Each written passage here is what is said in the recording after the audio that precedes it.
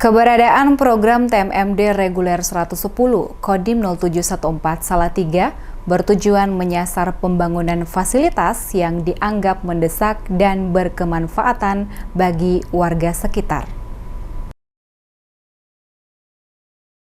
Pembangunan yang sangat mendesak untuk bisa dimanfaatkan oleh semua warga biasanya ialah berupa jalan. Fasilitas itu kini disasar oleh program TMMD reguler 110 Kodim 0714 Salatiga di Sarimulyo, Desa Ketapang, Kecamatan Susukan, Kabupaten Semarang.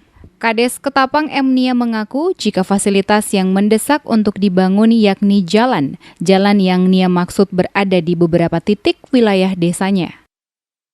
Bisa akan infrastruktur, terutama jalan di Sarimulyo tersebut sangat mendesak. Akhirnya setelah 4-5 tahun terrealisasi ini, gitu. Yang jelas sudah mulai kelihatan manfaat dari hasil TMMD kita ini, terutama akses jalan pertanian, jalan penghubung, jalan poros desa yang menghubungkan antara Desa Ketapang, Desa Gendan, Desa Bakarjo yang akhirnya menuju ke Kecamatan di Boyolali.